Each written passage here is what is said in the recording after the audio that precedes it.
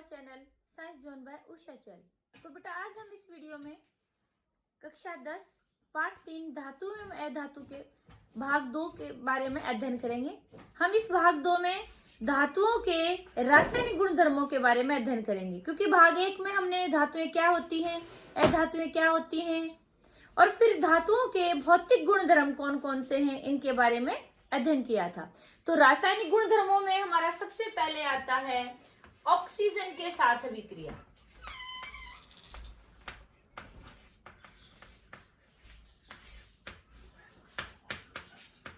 Oxygen के साथ है अभिक्रिया। तो बेटा सभी धातुएं जो होती हैं बेटे ऑक्सीजन के साथ अभिक्रिया करके संगत ऑक्साइड बनाती हैं। यहाँ संगत ऑक्साइड का मतलब क्या होता है, उसी धातु के ऑक्साइड बनाती हैं। जैसे सोडियम ने ऑक्सीजन के साथ अभिक्रिया की, सोडियम ऑक्साइड। मैग्नीशियम ने ऑक्सीजन के साथ अभिक्रिया की, मैग्नीशियम ऑक्साइड। तो इसलिए हम उसी धातु के बारे में हम बोलते हैं संगत ऑक्साइड। तो हम यहाँ लिखेंगे, पहले सब समीकरण लिखेंगे, फिर तो हमारा हो गया बेटे धातु प्लस ऑक्सीजन, तो हमारा हो जाएगा यहाँ पर धातु ऑक्साइड। ठीक है, ओके। तो यहाँ धातु प्लस ऑक्सीजन यानी कि धातु ऑक्साइड। हम यहाँ पर जैसे इसमें आपको क्या करना है बेटे, जब एग्जाम में आता है ये क्वेश्चन, तो एक बार आपको सब समीकरण लिखना है और एक बार आपको एग्जाम्पल लिखना है और एक बार आपको इसका सेंटेंस बना के इनकी वाक्य रूप में लिखना है। तो आप वहां पर लिखेंगे धातुएं ऑक्सीजन के साथ अभिक्रिया करके संगत ऑक्साइड बनाते, फिर आप लिख देंगे धातु प्लस ऑक्सीजन धातु ऑक्साइड। तो धातु हमने जैसे मान लो यहाँ पर सोडियम ले ली, तो ये हमारी सोडियम धातु हो गई। ऑक्सीजन हमने O2 हो गया, तो हमारा धातु ऑक्साइड यानी कि Na2O हो गया।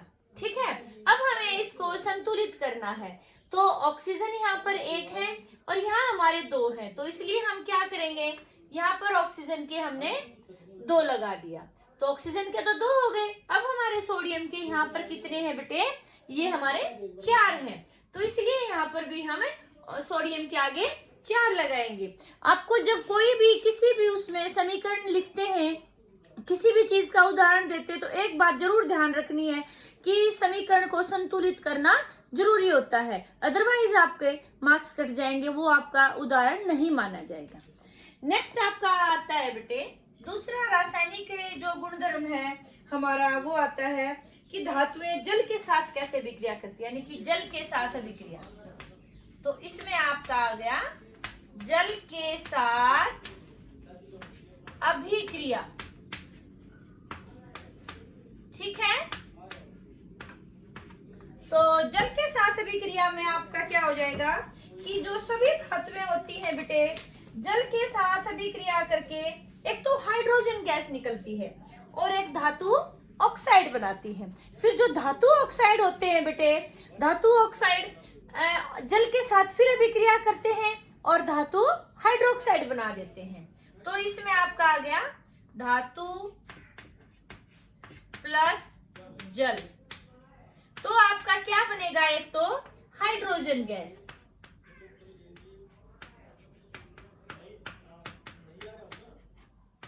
हाइड्रोजन गैस प्लस धातु ऑक्साइड।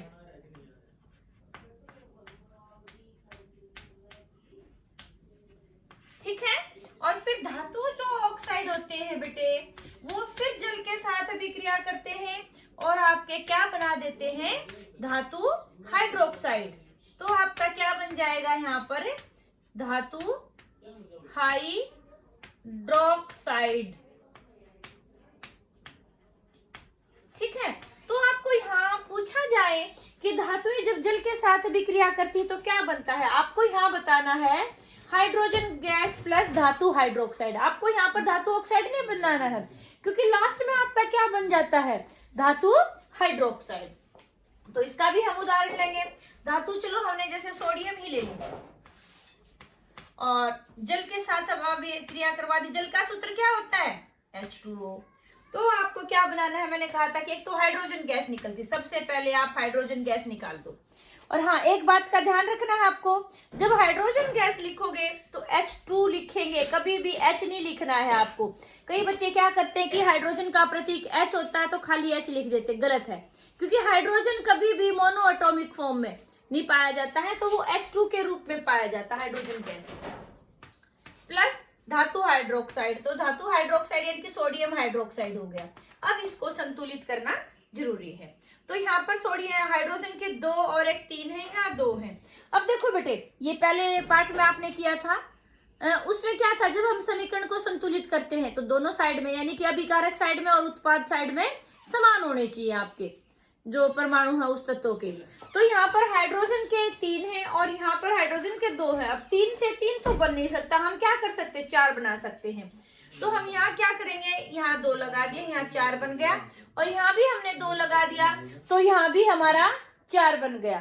तो अब हमारा यानी कि हाइड्रोजन के जो है संतुलित हो गए, लेकिन यहाँ सोडियम के 2 हैं तो इसलिए हमने सोडियम के आगे 2 लगा दिया।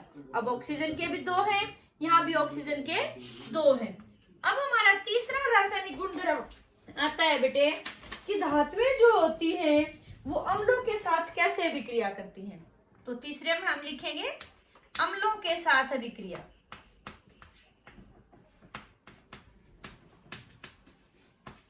अम्लों के साथ अभिक्रिया। तो ये तो हमने बेटे जो हमने दूसरा पाठ किया था अम्ल क्षारक एवं लवण, उसमें भी किया था कि जो अम्ल होते हैं जब धातु से अभिक्रिया करते हैं तो क्या बनाते हैं, क्या बनाते हैं वो, एक तो हाइड्रोजन गैस निकलती है और एक संगते लवण बनाते हैं। ठीक है, तो यहाँ पर भी वही आएगा धातु। अच्छा, यहाँ पर जो धातुएं जो होती है बेटे तनु अम्ल के साथ अभिक्रिया करती। फिर क्वेश्चन आता है हमारा कि तनु अम्ल क्या है। वैसे तो छोटी कक्षा में आपने पढ़ा हुआ है ये अम्ल कितने प्रकार के होते हैं। अम्ल 2 प्रकार के होते हैं, तनु अम्ल और सांद्र अम्ल। तनु अम्ल वो होते हैं जिनमें यानी कि अम्ल की मात्रा कम होती है, यानी कि उसमें जल का मिश्रण होता है, और सांद्र अम्ल वो होते हैं जिनमें अम्ल की मात्रा ज्यादा होती है। तो वो हमारा यानी कि यहाँ पर जब हम अभिक्रिया करवाएंगे तो हम क्या बोलेंगे, तनु अम्ल। धातु प्लस तनु अम्ल।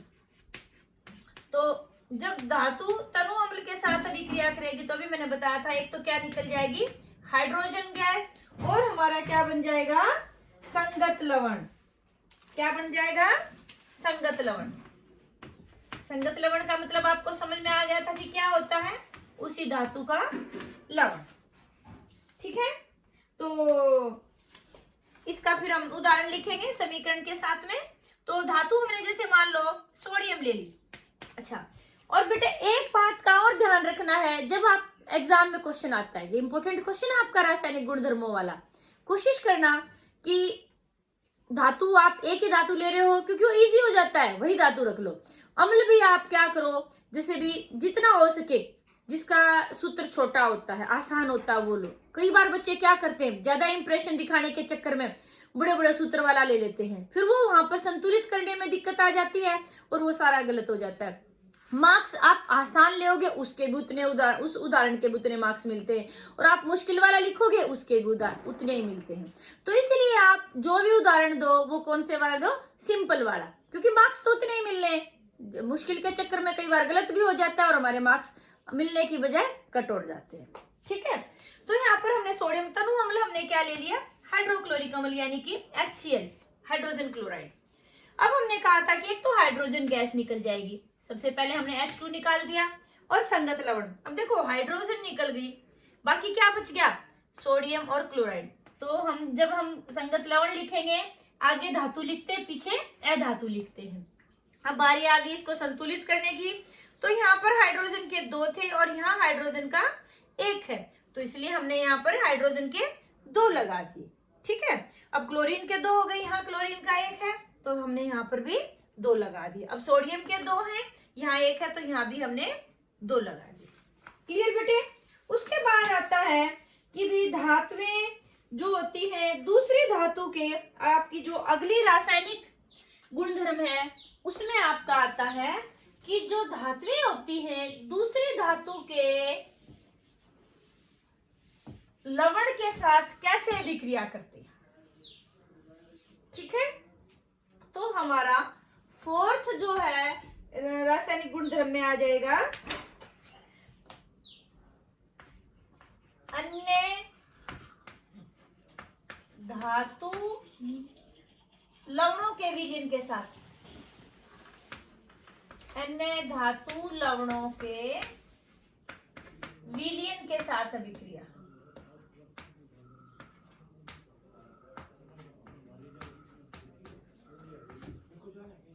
ठीक है, तो हमने यहाँ पर जैसे, अच्छा बेटे एक बात तो कॉमन है, आप सबको पता है कि भी मान लो एक कोई कमजोर बैठा है, दूसरा उससे ज्यादा पावरफुल आता है उसके पास में, वो उसको कहता है चलो हटो यहाँ से, तो कमजोर अपने आप हटेगा, डरेगा वो पावरफुल से।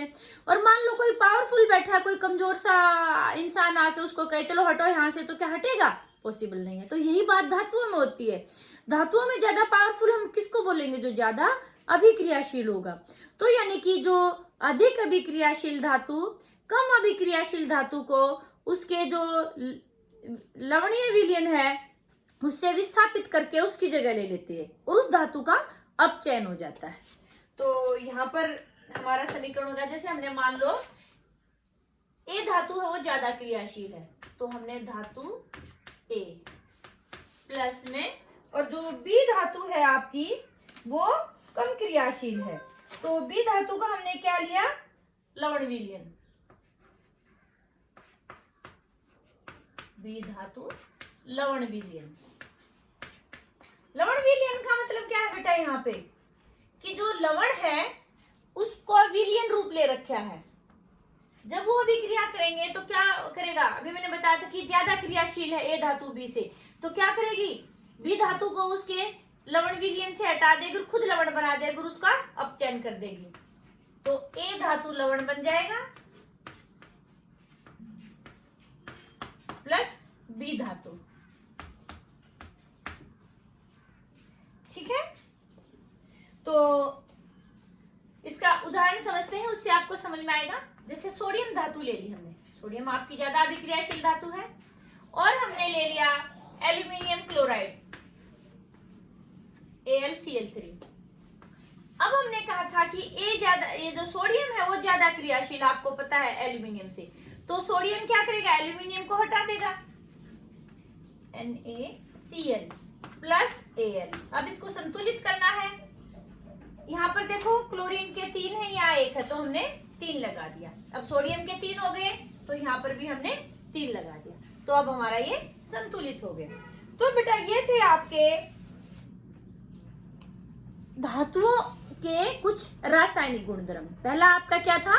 धातुएं ऑक्सीजन से अभिक्रिया करती तो धातु ऑक्साइड बनाएंगी। दूसरा आपका था कि जल के साथ अभिक्रिया करती हैं तो क्या बनाएंगी? धातु हाइड्रोक्साइड बनाएंगी और हाइड्रोजन गैस निकलेगी। और तीसरा था आपका कि भी धातुएं जब तनु अम्ल के साथ अभिक्रिया करेंगी तो क्या बनाएंगी? हाइड्रोजन गैस निकलेगी और संगत लवण निकलेगा। और धातुएं जो है दूसरी धातु के लवण विलयन से अभिक्रिया करती है तो क्या बनता है? आपको यहाँ पर ये देखना होगा कि जो धातु है अभिक्रिया करी दूसरी धातु के से ज्यादा क्रियाशील है, कम क्रियाशील है। कम क्रियाशील होगी तो आपको लिखना है कि कोई अभिक्रिया नहीं होगी, और ज्यादा क्रियाशील है तो आपको लिखना होगा कि भी वहां पर क्या करेगी? वो ज्यादा क्रियाशील धातु कम क्रियाशील धातु को तो विस्थापित कर देगी और खुद उसके साथ मिलके क्या बना देगी? संगत लवण विलयन बना देगी। क्लियर बेटे? अब आपको ये कैसे पता चलेगा कि कौन सी ज्यादा क्रियाशील है, कौन सी कम क्रियाशील है? इसका हम नेक्स्ट वीडियो में बेटे वो जो आपकी आती सक्रियता श्रेणी उसके बारे में अध्ययन करेंगे। ठीक है, एक पॉइंट और है आपका कि जो धातुएं होती हैं वो कैसे ऑक्साइड्स बनाती हैं। जो धातुएं होती हैं बेटे वो क्षारीय ऑक्साइड बनाती है। आपका नेक्स्ट रासायनिक गुणधर्म आता है ये जो 5th है, धातुएं क्षारीय ऑक्साइड बनाती हैं, और अधातुएं होती हैं अम्लीय ऑक्साइड बनाती हैं। अब आपको कैसे पता चलेगा कि क्षारीय ऑक्साइड है अम्लीय ऑक्साइड है? ये हम लिटमस पेपर से पता करते हैं। आपने लैब में देखा है ना, लिटमस पत्र आता है उसके ऊपर डालते हैं। जो धातु ऑक्साइड है जब हम उसका लिटमस पत्र के ऊपर अभिक्रिया करवाते हैं तो क्या हो जाता है कि हमारा रेड लिटमस पत्र जो होता है वो नीले रंग का हो जाता है। जब जो चीज रेड लिटमस को नीला कर देती है, यानी कि लाल लिटमस को नीला कर देती है, वो कैसी होती है? क्षारीय। और जो चीज नीले लिटमस को लाल कर देती है वो कैसी होती है? अम्लीय। तो यहाँ पर जो हमारे धातु ऑक्साइड होते हैं बेटे, वो क्या करते हैं? लाल लिटमस को नीला कर देते हैं। तो यहाँ पर ये भी हम उसके रासायनिक गुणधर्म में बताएंगे कि जो धातु ऑक्साइड होते हैं वो क्षारीय प्रकृति के होते हैं। तो बेटा ये थे हमारे 5 धातुओं के 5 रासायनिक गुणधर्म। आपको ये वीडियो अच्छी लगी तो इसको शेयर और लाइक जरूर करना, और जिसने ये चैनल सब्सक्राइब नहीं किया है बेटे उस चैनल को सब्सक्राइब करें।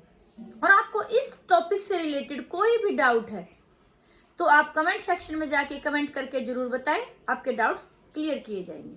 थैंक यू बेटे।